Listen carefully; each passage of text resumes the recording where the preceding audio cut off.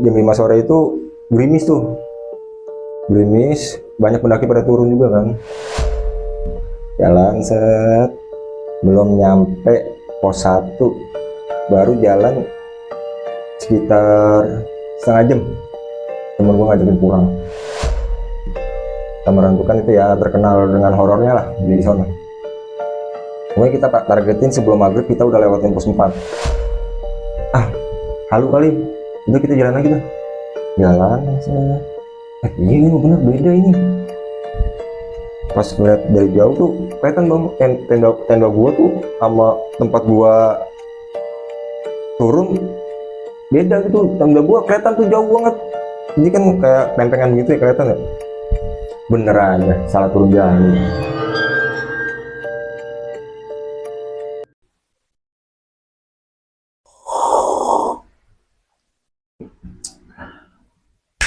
Assalamualaikum warahmatullahi wabarakatuh. Balik lagi sama gua Febri Rio di channel Tentang Mereka. Kali ini coy, kita di suasana baru nih. Dengan ya sedikit perubahan inovasi. Dan yang pasti kalian udah berangkat sabar nih. Gua kali ini kedatangan tamu. Beliau ingin berbagi cerita pengalaman horornya waktu pendakian di Gunung Slamet. Biar kalian nggak penasaran, langsung aja kita kenalan sama narasumber kita. Selamat malam Bang Ari. Selamat malam. Balik lagi nih di channel. Selamat datang juga nih di kostum baru nih. Asik ini. Iya, alhamdulillah. Gimana kabar Bang Ari? Alhamdulillah baik. Keluarga sehat semuanya. Sehat alhamdulillah. Lagi masih suka naik-naik gunung juga? Kebetulan udah jarang deh, lagi ada kerjaan jadi masih vakum dulu setahun ini. Fokus juga Bang Iya. keluarga kayaknya. Mungkin tahun ini sih kayaknya pengen naik gunung lagi. Iya, Bang Arif dari teman-teman kru juga tadi gue sedikit dengar gitu Bang Arif di balik layar ya. Bang Arif membagi cerita tentang pengalaman di Gunung Slamet. Iya, Bang Gunung Arif. Slamet. Ya. Bisa sedikit Bang Arif diceritain? Jadi di Gunung Slamet ini kayak ada banyak kejanggalan gitu sih yang gue rasain selama dari awal mula pengen naik gunung sampai di Gunung Slametnya sampai turun pun kayak ada kejanggalan gitu. Oke. Iya. Tahan dulu nih Bang Arif nih.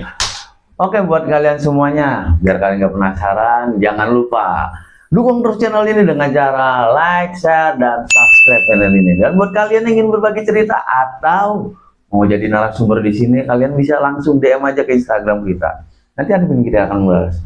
Nggak perlu lama-lama lagi, langsung aja yuk kita ngobrol bareng.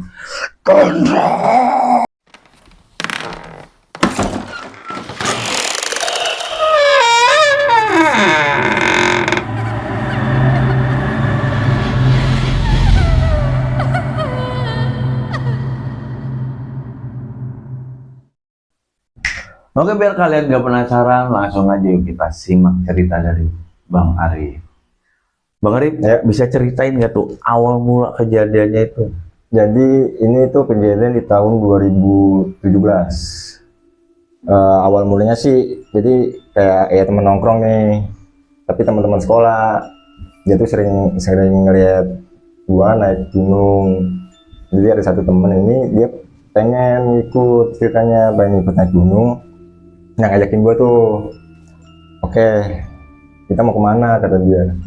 Ini gua nggak tahu sih ini ego gua atau gimana ya. Gua tuh pengen banget emang ke Gunung Slamet.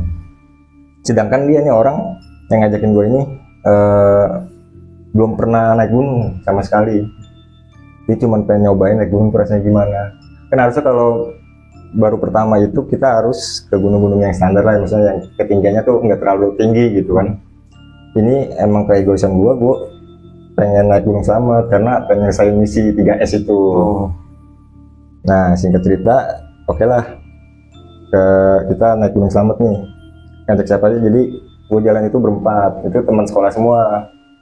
Gue ajakin itu ada si Fahri, Nana, sama si Fajri, sama gue sendiri dah tuh. Nah pengennya tuh kan naik kereta.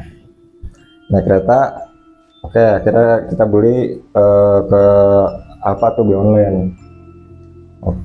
Kumpulin KTP dulu semua kan, masih belum pakai HP kalau nggak salah, itu mesen tiket tuh masih ke apa gitu.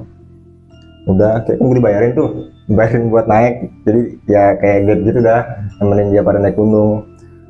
Yang satu belum pernah, yang satu baru ke Gede, yang satu itu baru ke Sumbing, baru pertama kali ke Sumbing. Jadi ya belum ada pengalaman dah ceritanya gitu kan. Bisa dibilang masih pemula. Iya, masih pada pemula. Nah gua ini emang pengen nyelesain misi Gunung Triple S itu kan. Ya kira gua ajarin ke selamat lah tuh, tanpa mikir panjang. Anak-anak pada baru naik nih, ya udah akhirnya anak-anak juga pada mau, dia mesen tiket kereta. Nah kejanggalan pertama tuh jadi kayak pas hari H teman gue 2 orang udah datang dari kan berangkat kereta itu sekitar jam 10 pagi.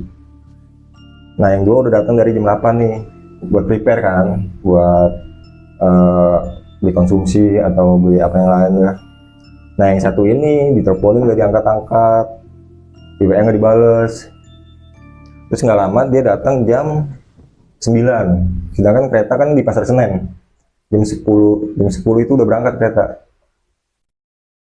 Oke, ya mudah-mudahan nih, jadi pas ngumpul ya mudah-mudahan kita nyampe nih ke pas stasiun Senen jam 10 nih.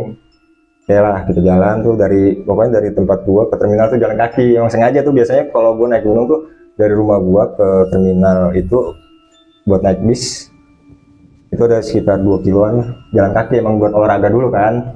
Iya emang udah kira naik bis dari tuh Pasar Senen. Pas sampai Pasar Senen ketinggalan kereta, kita nggak bisa nyalain siapa-siapa kan, mau gimana nih, namanya udah ketinggalan. Terus udah tuh rembukin tuh, ya gimana nih kita ketinggalan kereta, ya terus gimana ya, kita udah prepare begini kan. Itu kita balik lagi ke terminal Bakulus. Ya udah akhirnya gue balik lagi ke terminal Bakulus. Nah berunding dah tuh di situ. Gitu gimana nih, kita mau terusin naik apa nggak jadi naik, atau kita cari gunung yang lain yang lebih deket gitu. Itu masih nyari opsi. Iya, nyari opsi lagi kan yang lebih gampang gitu diaksesnya untuk naik bis. Tapi ada temen gue juga yang satu emang pengen juga kan ke Slamet. Gue juga pengen nih, masalahnya misalnya misi Triple S itu kan, itu kita paksain ke Gunung Slamet. Nah udah berunding begitu, teman gue yang satu nih yang namanya Fahri itu dia nggak bisa naik bis. Ternyata dia tuh nggak bisa naik bis lebih dari 3 jam atau 5 jam gitu. Sedangkan ke Gunung Slamet itu ke base camp Bambangan itu sekitar 8 jam kalau nggak salah. Itu kalau nggak macet ya. Akhirnya nih si Pari mutusin untuk nggak ngikut. Walaupun dipaksa-paksa tetap dia nggak mau. Karena emang dia tuh nggak bisa. Dia takut kenapa-napa gitu di dalam bis, malah ngerepotin yang lain. Kayaknya gue rembukin, ya udah nggak apa-apa, Pari nggak ngikut. Dia juga nggak itu sih, emang dianya nggak mau gitu. Jadi ya udah, jadi dia pulang. Jadinya gue jam bertiga nih. Udahlah singkat cerita, naik bis, beli tiket lagi kan tuh. Kan berarti kan ngeluarin duit jadi double ya buat jalan ke sana. Itu udah kejanggalan tuh. Dia harusnya berempat, naik jadi bertiga. Oke, kita naik bis. Pas naik bis, untung si Pari ini dia tuh nggak ngikut. Bener, feelingnya tuh bagus. Gua di bis itu bisa dibilang hampir 20 jam. Itu ada macet di daerah Brebes lagi perbaikan jalan pada tahun itu kalau nggak salah ya. Itu gue berangkat jam 4 sore dari terminal Bakulus, nyampe base camp Bambangan itu sekitar jam 3 atau jam 4 sore juga kalau nggak salah. Itu hampir 24 jam berarti, sekitar jam segitu. Nah singkat cerita kita udah nyampe base camp Bambangan. Mau nggak mau kan harusnya berangkat pagi. Kita kan ini misalnya gue berangkat hari Jumat, nyampe hari Sabtu pagi itu harusnya udah berangkat, udah naik gunung nih. Sedangkan itu Sabtunya aja baru nyampe sore. Akhirnya mutusin buat nginep, besok paginya lagi berangkat di hari Minggunya. Nah teman gue ini kerja nggak bisa, tapi akhirnya dia nelfon atasannya tuh minta cuti lagi ditambahin. Oke. Pas nyampe di base camp Bambangan jam 5 sore itu gerimis tuh, gerimis, banyak pendaki pada turun juga kan. Yaudah kita mutusin buat pagi aja kita berangkatnya. Nah di dalam base camp itu banyak orang yang baru turun, ada yang dibopong, terus lagi ngobrol-ngobrol, ada yang cerita ketemu sosok di atas, terus ada yang ngobrol tapi nggak tahu siapa temennya, ngeliat dia ngobrol tapi nggak tahu tuh orang ngobrol sama siapa. Nah teman gue kan ini 2 orang masih pemula ya, diceritain begitu kan lumayan Oh, mental langsung down, iya, drop mental gitu ya. langsung ngedrop. Jadi gue ngomong sama orang yang cerita itu, bang ini teman gue kan baru nih, baru pada naik, ceritanya jangan aneh-aneh bang, takutnya dia ngedrop jadi malah kagak mau gitu. Oh iya bang, sorry bang, gue gak tau kalau dia baru pada naik. Oke, udah tuh akhirnya tidurlah. Pas pagi jam 6 udah pada bangun, prepare. Kita berangkat jam 7, sekitar jam 7 jam 8. Oke, kita registrasi dulu semua. Dikasih pohon tuh buat nanam pohon di jalur kan. Kalau di Slamet kan gitu ya. Dikasih pohon satu-satu. Jadi nanti kita pas perjalanan ke atas tuh kita naruh pohon. Buat ekosistem situ juga kan. Oke, jalan set. Belum nyampe pos 1 baru jalan sekitar setengah jam temen gue ngajakin pulang. Kenapa itu bang tuh? Takut gue capek banget. Jadi Gunung Slamet via Bambangan itu pos dari base camp ke pos 1 itu bisa memakan waktu 3 jam karena dia ketinggiannya di pos 1 itu sekitar 2.500 kalau nggak salah, 2.500 mdpl. Baru lewatin gerbang, naik dikit 15 menit udah minta pulang. Cik, kita pulang aja yuk. Ya, lu aneh-aneh aja lagi. Lu kan yang ngajakin gua naik gunung, apa jadi tiba-tiba ngajakin pulang? Belum juga nyampe pos 1. Wah, gak kuat nih kayaknya gua nih, capek banget nih badan gua. Udah kita istirahat dulu, istirahat, kita makan dulu dah. Udah kira dia mau tuh, yaudah kita istirahat dulu, istirahat, buka keril, masak dulu. Belum nyampe pos 1 udah masak. Padahal di base camp tuh makan. Tapi pas perjalanan capek mungkin, yaudah kita masak aja dulu dah. Ambil daging kaki kan, mungkin pegel juga kali. Itu masak ada sekali sekitar setengah jam. Udah kita jalan lagi tuh, udah selesai semua kita jalan lagi. Ada kali 3 jam kita baru nyampe pos 1. Berarti kan udah sekitar jam 10. Nah targetnya itu pokoknya kita lewatin pos 4 jangan sampai maghrib, karena kan pos 4 itu Samar Hantu kan itu ya terkenal dengan horornya lah di sana. Pokoknya kita targetin sebelum maghrib kita udah lewatin pos 4. Gue nyampein nama anak-anak dulu nih. Ya udah akhirnya kita nyampe pos 1 sekitar jam 10. Udah disitu kan ada warung, udah kita makan dulu. Nah dari pos 1 ke pos 2 itu makan waktu tuh sekitar 2 jam kalau nggak salah. Lumayan jauh juga tuh dari base camp ke 1 jauh, dari 1 ke 2 tuh lumayan juga tuh. Baru nyampe pertengahan mau ke pos 2 temen gua kakinya kram, kagak bisa gerak. Waduh, gue bilang apa lagi nih, udah istirahat dulu dah. Kita buka teh lagi, kita masak dulu ya. Akhirnya nggak masak makanan sih, kita masak teh gitu buat ngangetin kaki sambil pijet-pijetin kaki. Gimana, masih kuat gak? Iya, kita istirahat dulu ya, ini kaki gue kayaknya kram nih, nggak bisa jalan nih. Ya udah kita istirahat. Ada tuh sekitar 40 menitan tuh, lama juga di situ tuh. Udah selesai semua, udah enakan kakinya, berangkat lagi dah tuh. Cuaca udah mulai gelap nih, udah bukan gelap sore ya, gelap kabut, udah mulai kayak gerimis-gerimis kabut gitu. Kita nyampe pos 3 itu jam 1 kalau nggak salah, jam 1 atau jam 2 gitu. Dari pos 3 ya alhamdulillah nggak ada apa-apa, kita perjalanan lagi nyampe pos 4. Nyampe pos 4 itu sekitar jam 4 sore. Ya alhamdulillah sih nggak nyampe maghrib kan gitu. Bener sih, gue juga kan baru pertama kali ke Gunung Slamet juga ya. Pas nyampe pos 4 kayak pohon gitu gede, kayak gerbang gitu. pas masuk tuh banyak pohon tumbang, gelap, banyak monyet-monyet gede tuh pada di atas gitu, pada yang saut-sautan. Udah foto-foto dulu di situ, aman kan. Lanjut lagi nih perjalanan nih, sampai pos 5 itu sekitar jam 5 sore. Baru nyampe pos 5 ada yang digotong, kena hipo, karena gerimis kan tuh, cewek kena hipo lagi di kerumunan. Pas nyampe, ada apa bang? Itu bang, teman saya kena hipo. Waduh, hati juga bang.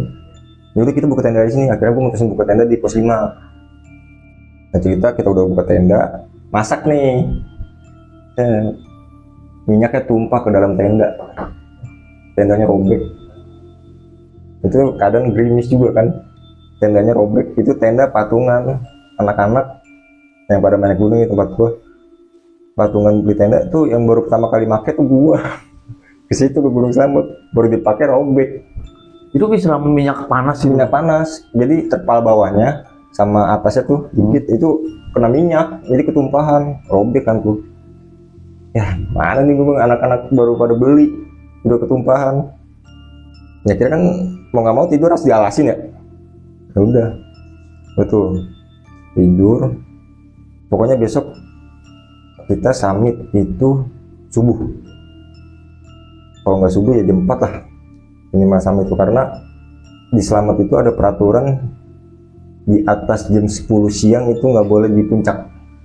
Udah wajib turun. Udah wajib turun karena bau belerangnya itu kan udah nyengat tuh. Ada selembaran juga kan, nggak boleh sampai jam 10. Jam 10 atau jam 11 gitu gue lupa. Udah tuh mau summit jam 4 tuh benar-benar nggak bisa kayaknya. Itu suara-suara kayak orang teriak banyak bener di atas. Tuh nggak tahu orang atau apa ya. Aku merinding tuh.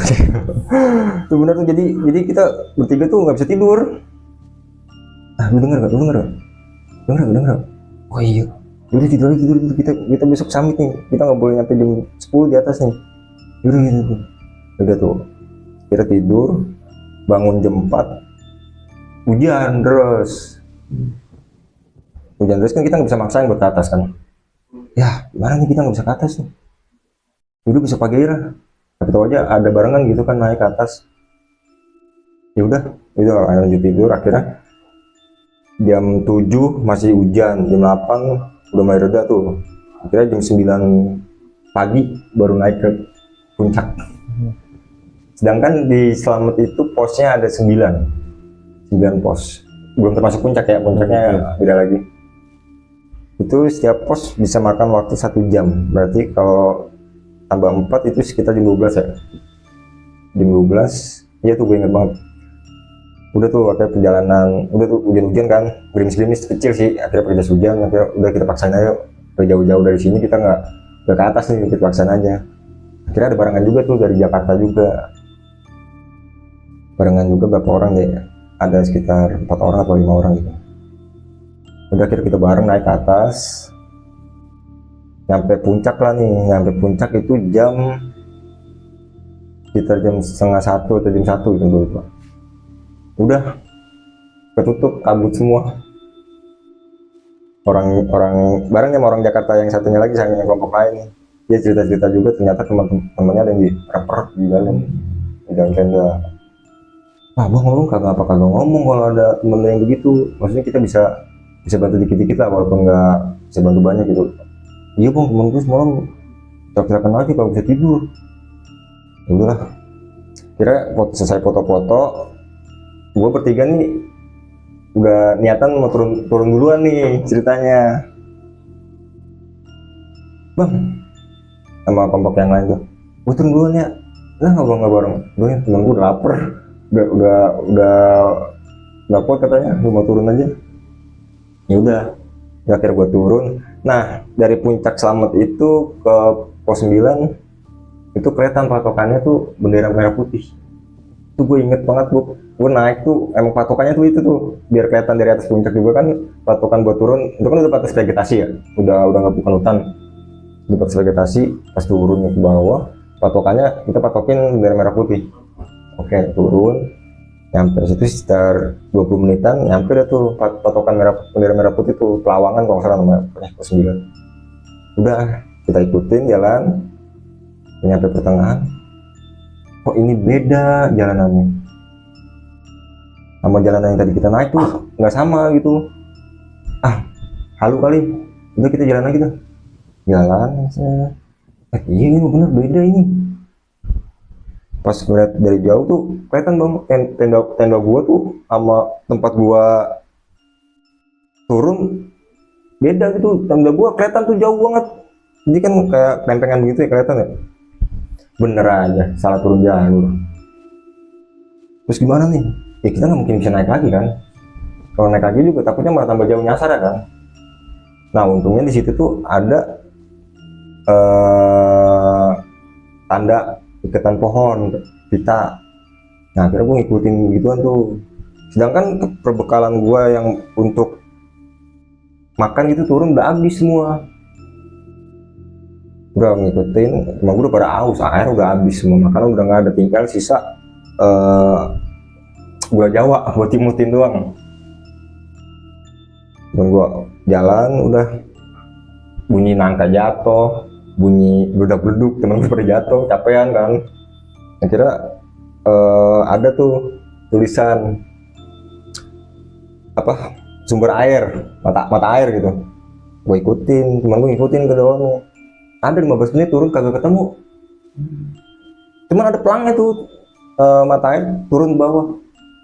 Gue ikutin 15 menit kagak ketemu tuh mata air, di mana adanya. Gue nggak tahu itu kering atau emang lagi nggak ada. Tapi sebelumnya tuh gua di pos 5 di Bambangan tuh ada mata airnya, nggak mungkin kering kan berarti. Nggak ketemu, yaudah naik lagi dah daripada kita nyasar lagi kan.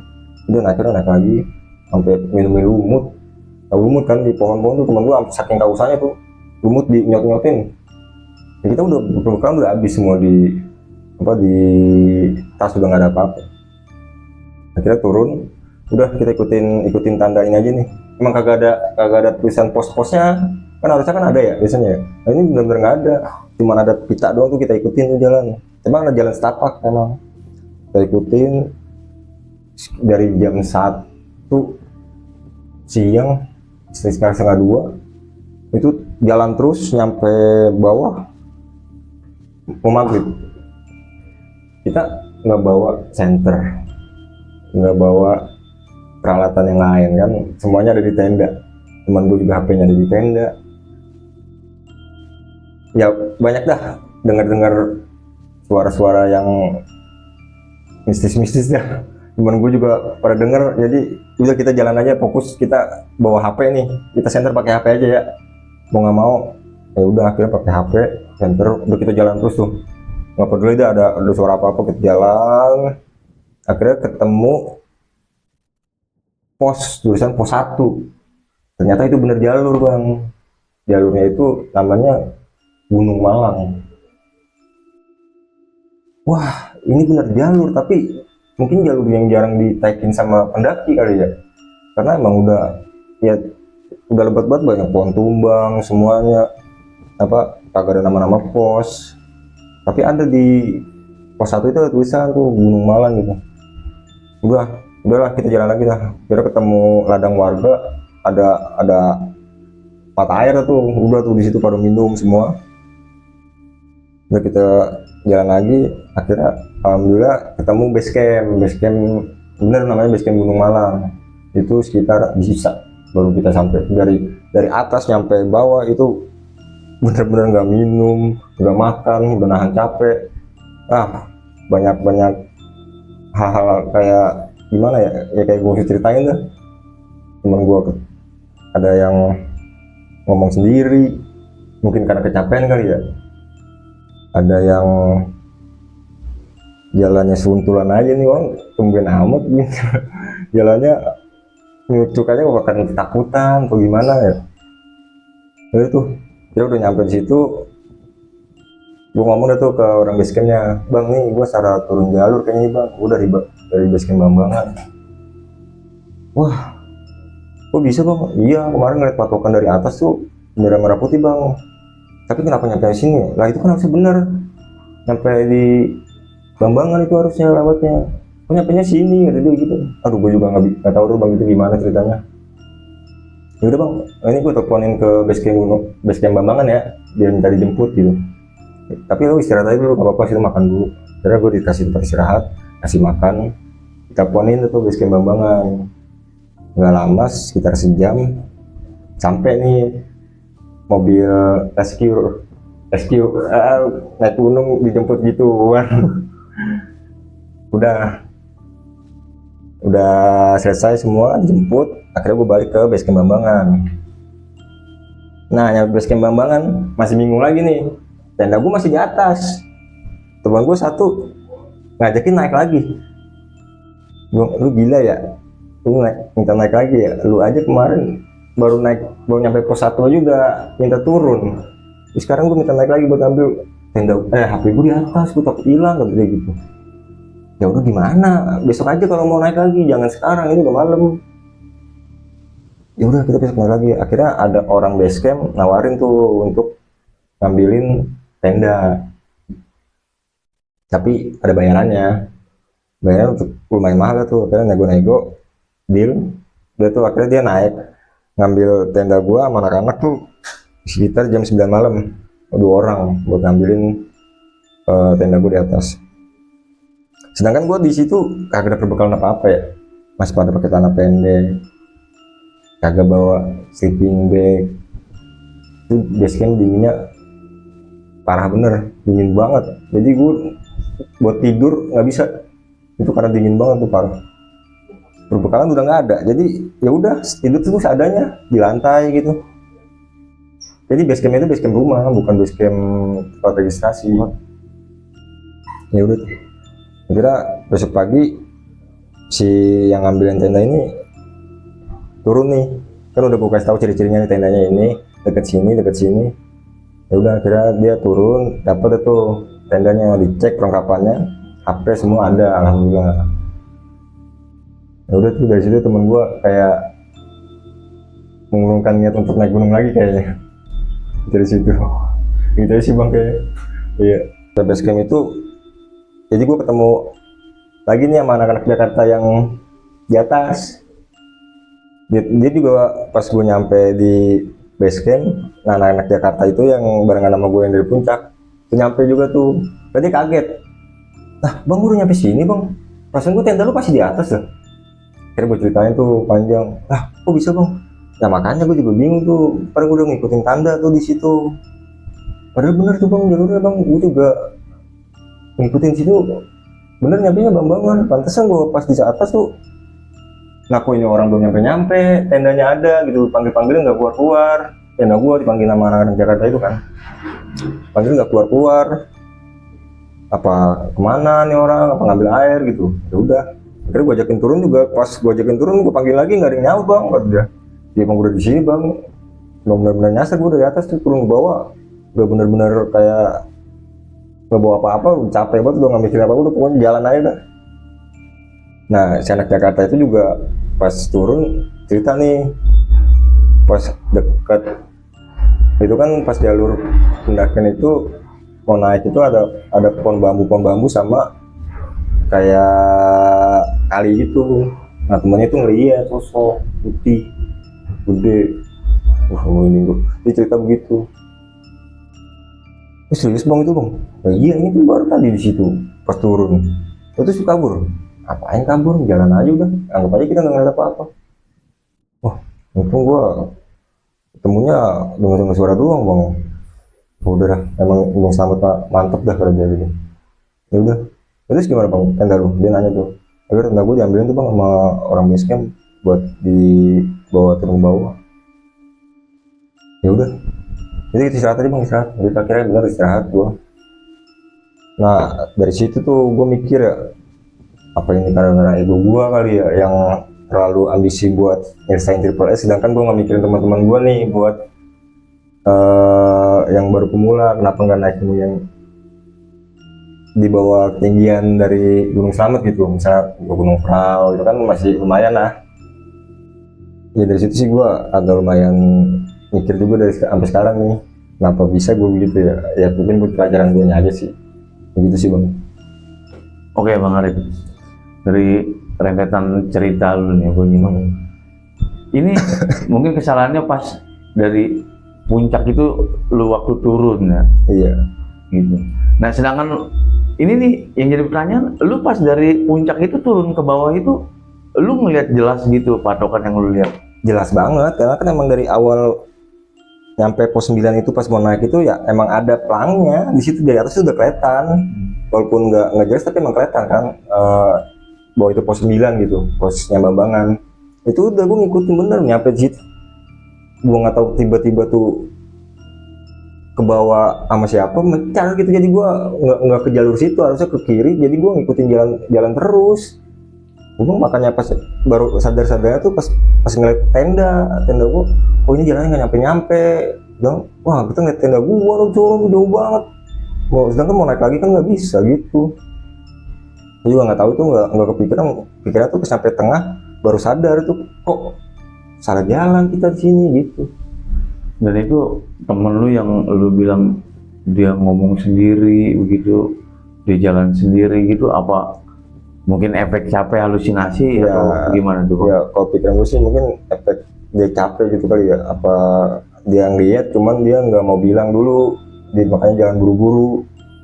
Yang ngomong sendiri tuh gua sampai sekarang juga nggak berani nanya itu.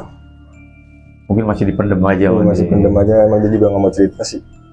Oke, Bang Arif, terima kasih nih, banyak pelajaran juga nih ceritanya Bang Arif. Thank you Bang Arif ya udah berbagi cerita dan pengalamannya. Sebelumnya Bang Arif bisa kasih sedikit pesan-pesan nih untuk bagi pencinta alam nih ya, bagi para pendaki yang baru, pemula ataupun mungkin nggak ada ya pemula atau gimana, karena mungkin baru mau naik lah ya gitu.